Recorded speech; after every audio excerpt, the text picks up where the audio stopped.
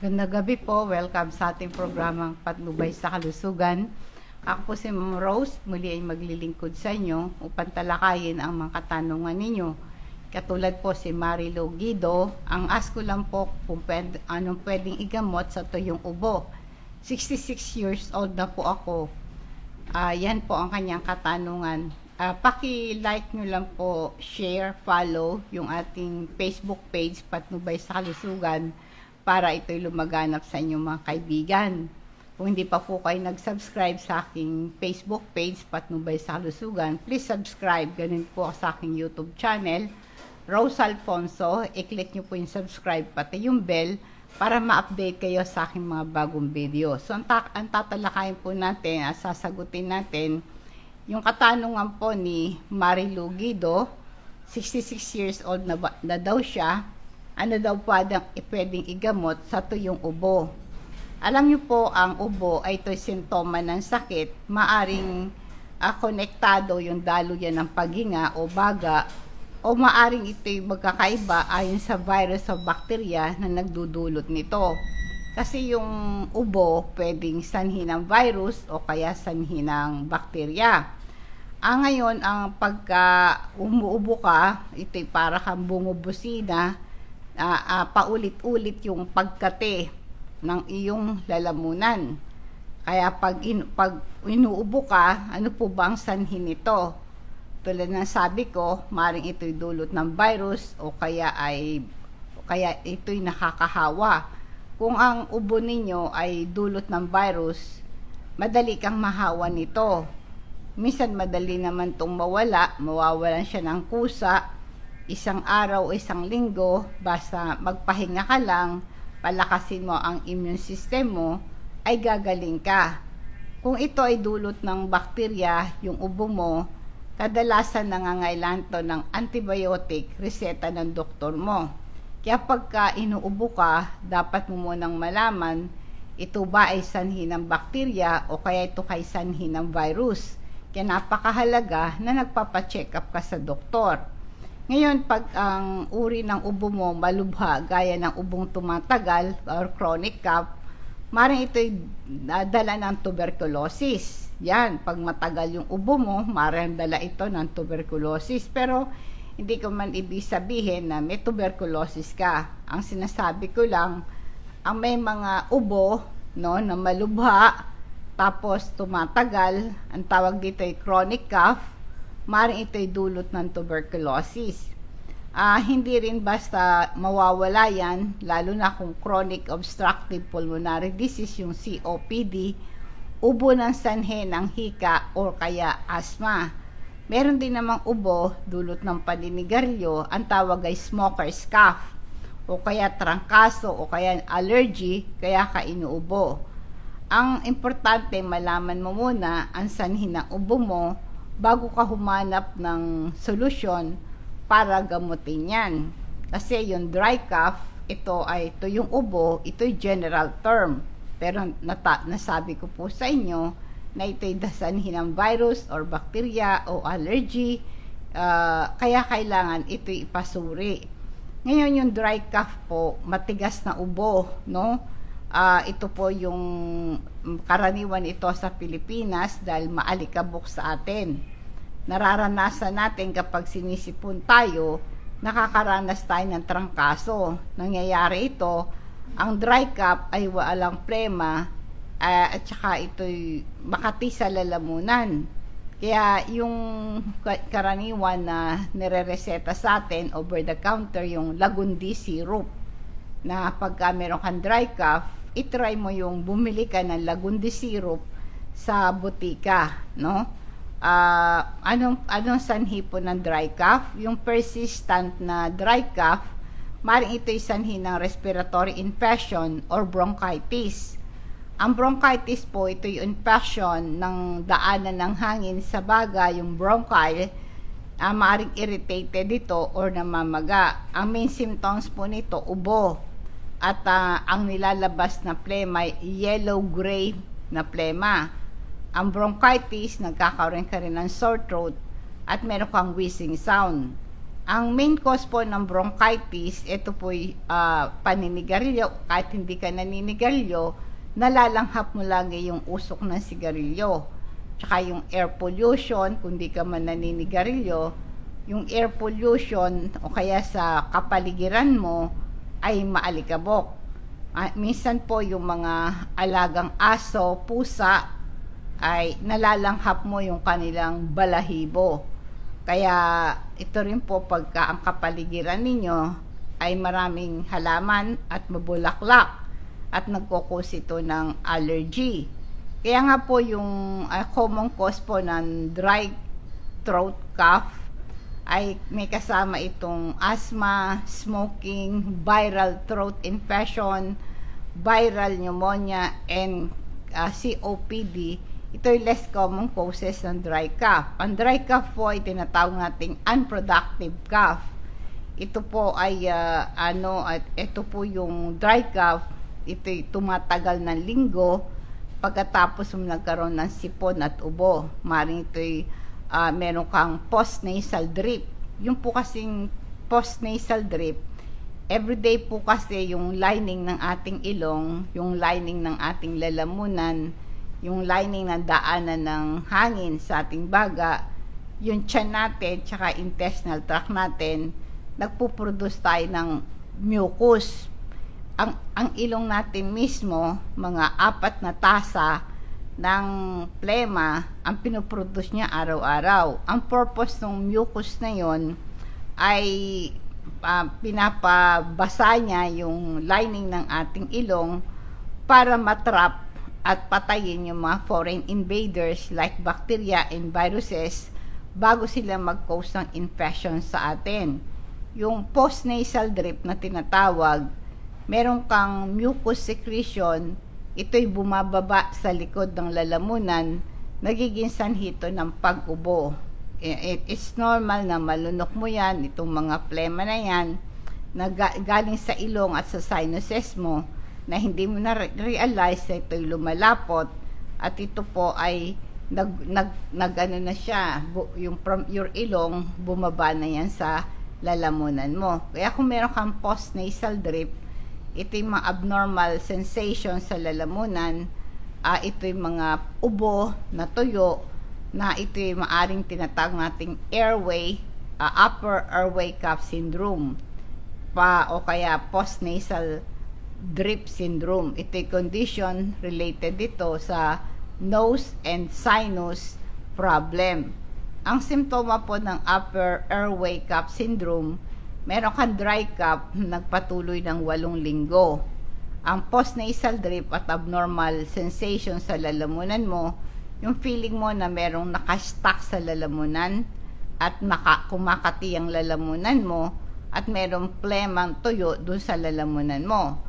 Ang magandang gawin mo dyan, salt water o kaya nasal spray. Sa butika, bumili ka ng nasal spray, pwede mong sprayan yung ilong mo para matanggal yung madikit na plema. O kaya, ito po ay para ang purpose nito, yung itong nasal spray na yan, salt water yan nakakatulong para ma-flush yung mga allergens sa ilong mo. Ito yung mga substances na nag-cause ito ng irritants sa iyong ilong. Kaya yung mga tao merong mga ganito, pwede kayong yung bang kumukulong tubig, mag-steam ka, lagyan mo ng asin yung tubig na kumukulo, tapos ito'y langhapin mo. O kaya buksan mo yung gripo, tapos isahod mo yung kamay mo. Habang nakasahod yung kamay mo, takpan mo yung isang butas ng ilong, papasukin mo yung tubig sa ilong mo, palabasin mo sa kabila. Ganon. Papasukin mo naman yung tubig sa ilong mo, sa butas, pagkatapos palabasin mo sa kabila.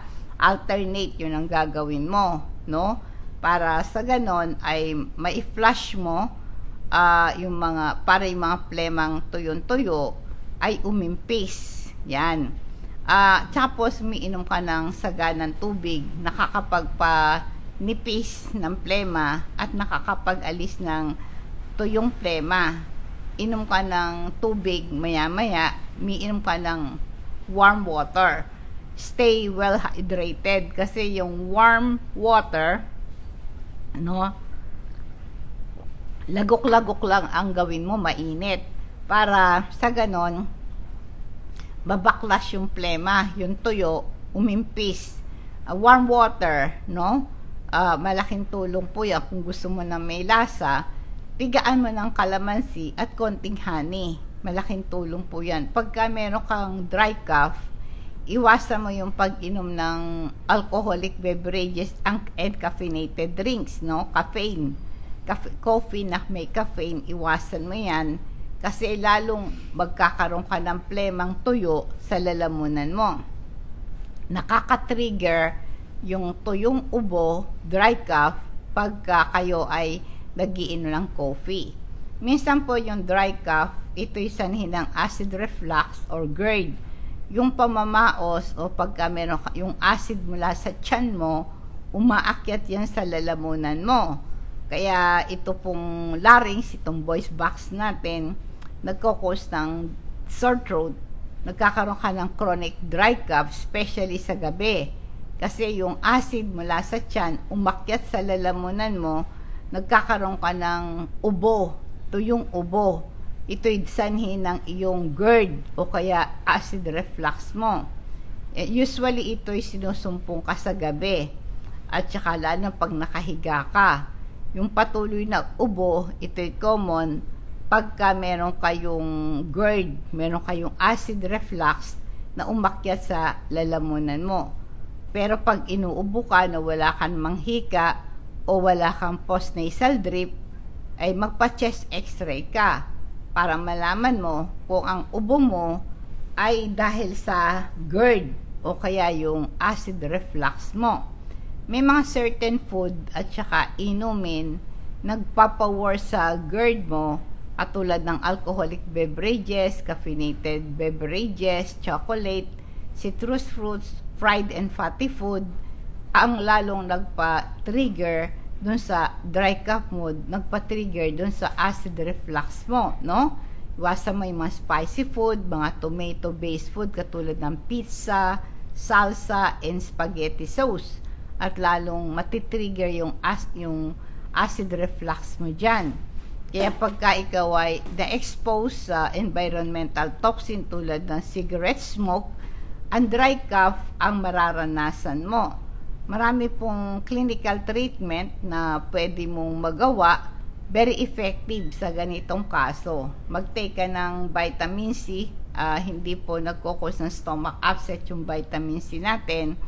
Ito po'y meron siyang sodium content. Ang ating pong vitamin C, ito po'y powerful antioxidant, pampalakas ng ating natural defense or ang ating strengthen your body's natural defense. Nare-reduce yung panganib sa chronic disease. Ang vitamin C po'y powerful antioxidant. It boosts your immune system. Napapabilis yung healing process. At ito rin pong nag-encourage ito ng production ng white blood cells, sinatag nating lymphocytes, para protektahan ng katawan laban sa infection. Kaya ito pong vitamin C natin, water-soluble vitamins, at maaring ito'y everyday po ninyong inumin kasi hindi ito nai-imbak sa katawan. 30 minutes before meal, i-take mo to. Kung gusto niyo pong umorder nito, i-PM nyo lang ako sa aking Facebook page, Patnubay sa Kalusugan. Bigyan nyo lang po yung pangalan, address at cellphone number ninyo para ma-process ang delivery sa bahay nyo. Ang mode of payment po nito, cash on delivery or kaya po ay through GCash.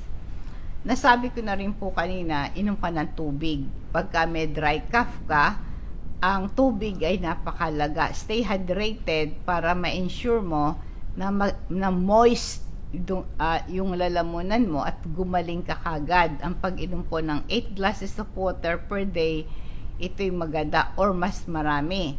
Na room temperature water, nakakatulong, mas maganda, maligamgam na tubig ang inumin mo, makakatulong yan sa ubo mo, sa dry cough mo. Kasi po yung mainit na inumin, sabi sa research, ito po ang nakakapag-alis ito ng ubo.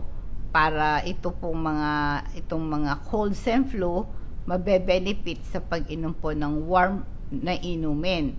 Ito po kasing warm water, mga tea, no? Maganda yan sa sore throat at saka yung pagod ka, katinan lalamunan mo, marilib dyan. At hindi ka, iwasan mo yung ubo ka ng ubo pag umiinom ka ng warm water. Kaya nga po yung hot beverages, very comforting yan. Halimbawa, mag-inom kayo ng sinabawang gulay o kaya sinigang na isda, yung mga sinampalukan. Ito'y makakatulong sa inyo. Iwasan nyo po yung caffeinated drinks kapag may ubo ka. Warm water lang o kaya hot calamansi, inumin mo, malaking tulong yan sa iyo. O kaya turmeric, yung luyang dilaw, yan, meron kasi siyang curcumin. Ito'y compound na anti-inflammatory, antiviral and antibacterial property. Meron siyang, ito'y kasama yung dry cough. Kaya yung turmeric tea ay maganda yan sa upper respiratory condition, bronchitis and asthma. Kaya yung turmeric, ito po'y spice form. Ito po'y pwede kayong bumili ng turmeric tea sa grocery o kaya bumili ka ng luyang dilaw sa palengke. Ang Super B complex po natin, composed of 8B vitamins, B1, B2, B3, B5, B6, B7, B9, B12. Ito po ay maganda sa ating good health and well-being, building blocks ng healthy body. Meron direct impact ito sa ating energy level, brain function, and cell metabolism. Manatili tayong alive and alert, pang-prevent ng infection. Ito po para makakuha ka ng adequate nutrients dahil ang vitamin B complex for proper digestion. At tumutulong mag-increase ang red blood cells, sisigla ka, lalakas ka, at ito'y para magkaroon ka ng appetite, healthy appetite. Yan po nagagawa ng ating Super B complex. Ito'y maganda, inumin mo empty stomach. Isabay mo na sa vitamin C sa umaga. 30 minutes bago kayo mag-almusal, inumin nyo na po to sabay para sumigla, malakas kung magkasakit ka man, ay gagaling ka kagad. Ang isa ring inumin mo ay ginger tea. Meron siyang antibacterial, anti-inflammatory properties ng ginger. It boosts your immune system, nakaka-relieve ng pain and discomfort. Ang luya po ay magandang, yung salabat na tinatawag natin, ito po ay nakakatulong. Pwede mo lagyan ng honey at kalamansi pag iinumin mo to. Ito pong ginger na to, nakakalis ng dry cough. Yung dry air po, nagpapa-aggravate ng dry cough. Gumamit ka ng humidifier.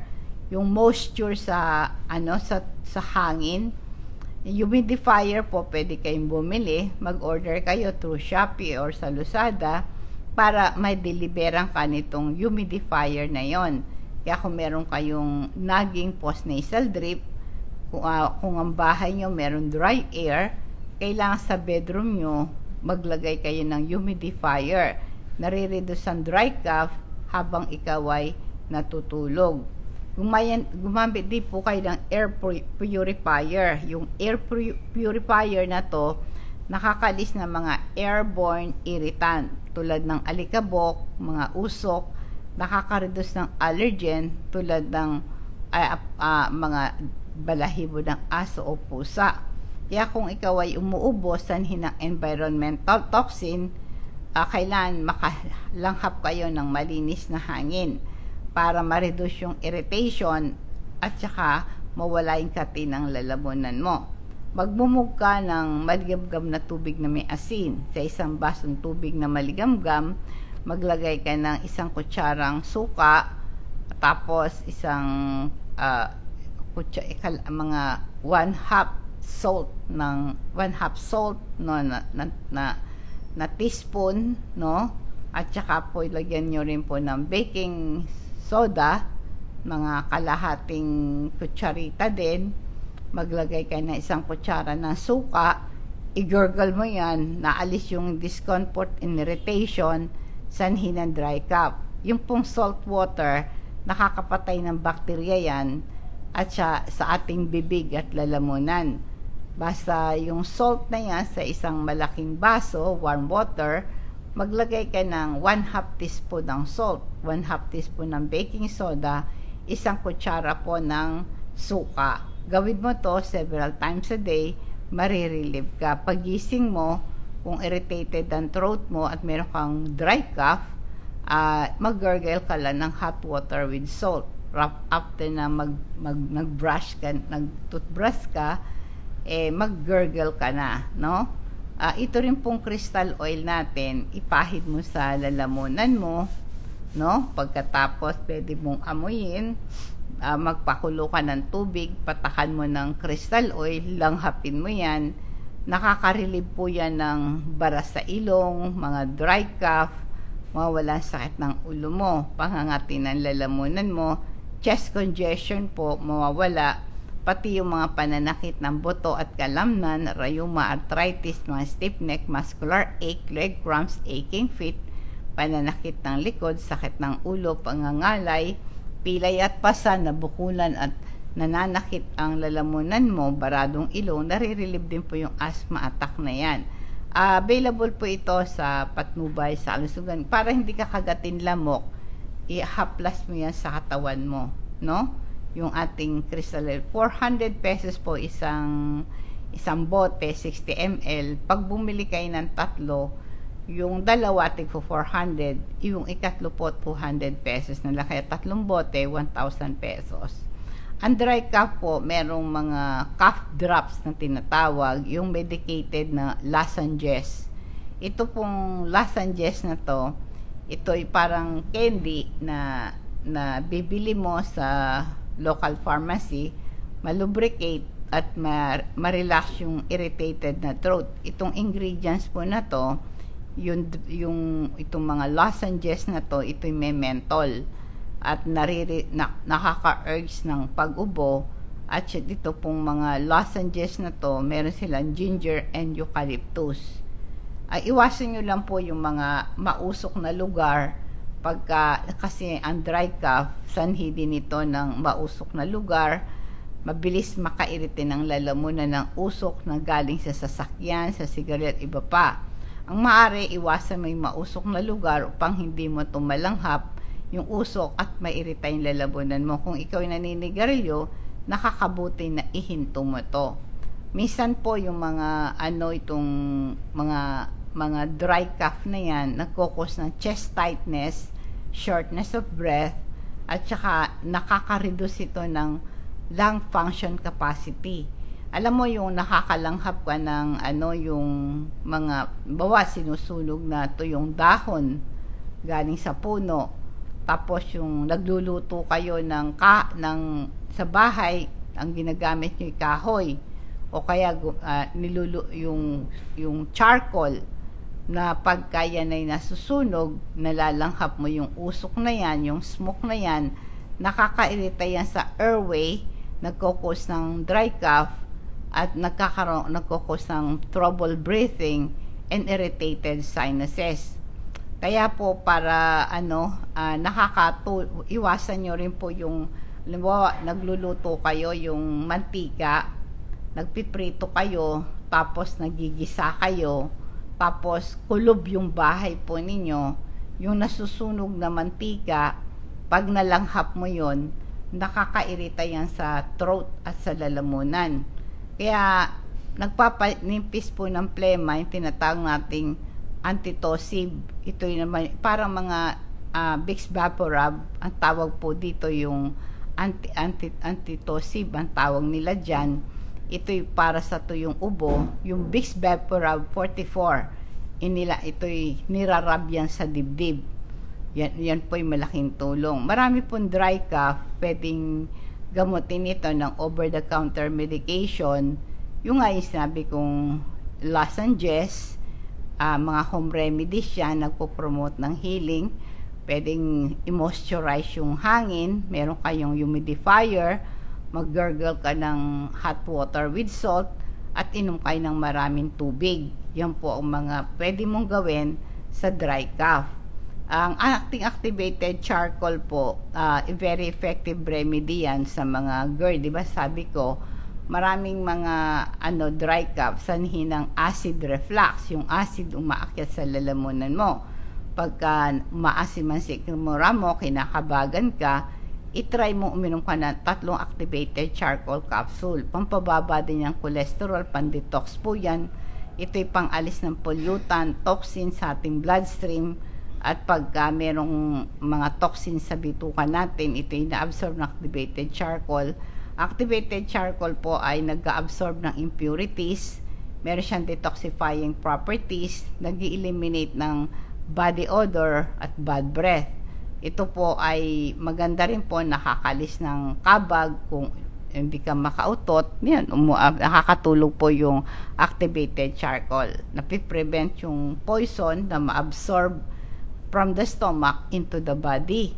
Nagtitreat ito ng drug overdose or poisoning. Very useful ito sa pag-trap ng drugs and other type of chemicals to stop poisoning. Kaya po activated charcoal, nagtatrap din ito ng bacteria, toxin, and viruses.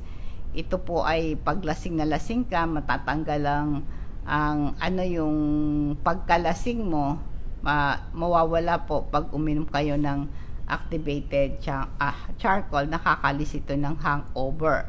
Inumin mo to first thing in the morning, 1 hour bago ka mag-almusal. 3 glasses, 3 kapsula ng activated charcoal, sundan mo ng 2 basong tubig na maligamgam, no? Nulit ko po, pagka kayo may ubo, para mawala yung dry cough, may improve yan sa steam inhalation.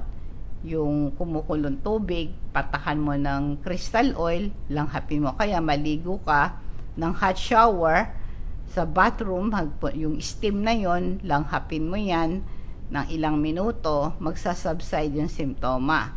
Tapos after that, inom ka ng hot water para ma-prevent yung dehydration, no? Mag-steam ka, yung malaking tulong po ito para sa kalusugan po ninyo.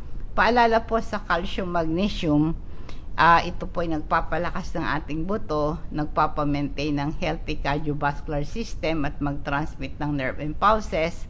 Ang calcium po nagre-regulate ng muscle function at nagpe-prevent ng muscle cramps, natural remedy sa vertigo and osteoporosis. Ito'y pampapigil ng paglutong ng ating buto. Kinakailangan din po ang calcium para mag-produce ka ng melatonin. Kinakailangan ito sa masarap na tulog. Pag kulang ka sa calcium, ang melatonin, ito yung natural hormone, nagre-regulate ng masarap na tulog sa brain natin. So, pag minom ka ng calcium, gamot din po yan sa hindi makatulog. Magandang inumin mo yan after dinner. Maganda rin din, antacid din po yung calcium, magnesium, at available po yan sa patnubay. Itry nyo po yung nasal spray pag meron kang dry cough. Ito po yung paste, ito yung nag-i-improve pag ito yung decongestant. Kaya kung meron kang dry cough, nag-accumulate sa likod ng lalamunan mo, ang gawin mo lang, pwede ka rin maglagay ng mainit na tuwalya, yung heating pad, o kaya yung basta yung yung hot water bag, lagyan mo din ng hot water, ibalot mo sa towel para hindi ka mapaso, ilagay mo yan sa dibdib at saka sa lalamunan mo. Kung meron kang chest congestion, itry nyo po yung heating pad. Napakahalaga po yung nagpapahinga kayo. Yung pahinga kasi nakakalis ng chest congestion, pampalakas ng ating immune system, at saka pagka kayo po yung nagpapahinga, malakas ang ating panlaban sa sipon at ubo. Kaya kailangan po pagka nakakaramdam ka na ng sipon at ubo, nagsisimula ka ng lumihina na yung katawan mo, umuwi ka na sa bahay, matulog at magpahinga ka na doon at mag-warm compress ka. Yung bukod doon sa steam inhalation, maglagay ka ng hot compress o kaya hot water bottle o kaya yung heating pad, i-wrap mo yan sa tuwalya, tapos ilagay mo yan sa dibdib mo. Kailangan moist heat. Mas maganda kasi yung tuwalya, ilublob mo sa kumukulong tubig, pipigain mo, ibalot mo ng plastic, tapos ilagay mo sa tuwalya para hindi ka mapaso. Ilagay mo sa dibdib mo yan para ito'y moist heat na tinatawag, pang-alis ito ng dry cough, no? Ang lecithin po natin, fat burner ito. Kung mataba ka, para fat burner, ito po ay dietary fats essential for body energy and support your cell function. Ito pong ating lecithin, nakaka-lower ng cholesterol. Meron siyang choline. Ito'y chemical na ginagamit ng brain to communicate. Yung choline, ito'y nag-i-improve ng brain function, better memory and processing, nagpiprevent ng confusion and mood swing. Important role sa brain function and development, at nag-i-improve ito ng ating memory problem at saka pang-prevent ng Alzheimer disease. Para ma-boost or ma-sharpen yung memory mo, anti-aging supplement din po ang lecithin, no? Inulit ko, pagka meron kang dry cough, iwasan mo yung mga irritant like dust, mga pet hair, buhok ng balahibo ng aso, pusa, mga pollen na nagsisirculate sa inyong bahay. Kailangan po iwasan nyo rin yung household smoke o galing sa mga wood burning, fire for heat. Panatilihin nyo yung bed ninyo na malinis. Kailangan po yung mga alaga nyong aso, pusa, huwag nyong katabi. Kailangan po ay maaring, lalo na kung ano po yung during allergy season, ay talagang kailangan nyo po ng purifier sa inyong bedroom para matanggal yung mga allergen na yan. Yung mga irritants, ito'y matanggal, no? Kaya kailangan din po laging yung allergy proof ang beddings and mattress cover ninyo. Siguraduhin nyo po yung unan, yung kumot ninyo ay malinis. Pagkatapos nyong gamitin, takpan nyo po yung inyong bed ng malinis, tapos para hindi naka-expose sa alikabok yung mga beddings ninyo at saka mattress. Lagyan nyo po ng cover para pag nahiga kayo ay wala nakadikit doon na alikabok. Alam mo yung honey, natural cough suppressant yan, anti-inflammatory agent. Sinasuggest na pag uminom kayo ng calamansi juice, lagyan nyo po ng honey. 1 teaspoon lang ng raw honey, lagay mo sa tea, maaring ginger or turmeric. Ito'y nakaka-relax ng iyong sore throat. At pwede rin po yung kalamansi, hiwain ninyo yung fresh kalamansi, hiwain ninyo.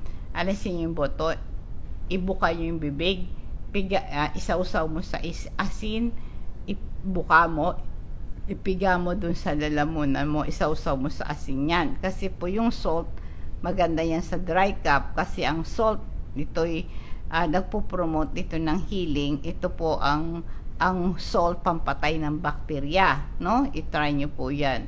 Alam din natin ang kalamansi, o kaya yung kalamansi juice, magandang for dry cough. Basta mag-mix ka lang sa warm water, lagyan mo siya ng kalamansi, 3 kalamansi, ito po very effective. Lagyan mo ng honey, maganda to para sa ubo nyo. Ang omega-3 fatty acid natin, meron siyang anti-inflammatory properties. Ito'y very useful sa management ng inflammatory like asthma, allergy, and autoimmune disease. Ang omega-3 nakakababa ng panganib sa heart disease. Ito rin po'y nakakababa ng cholesterol tsaka triglycerides, at pang-iwas ng hardening of the arteries or atherosclerosis, pang-prevent ng heart attack and stroke. Ito po, kung gusto niyo pong umorder nito, i-PM nyo lang ako sa aking Facebook page, Patnubay sa Kalusugan. Bigyan nyo lang po yung pangalan, address at cellphone number nyo para ma-process ang delivery sa bahay mo. Cash on delivery ito, o kaya yung GCash. Ang aking pong programa, Patnubay sa Kalusugan sa Facebook, paki-follow, like, and share nyo lang. At ganun din po sa aking YouTube channel.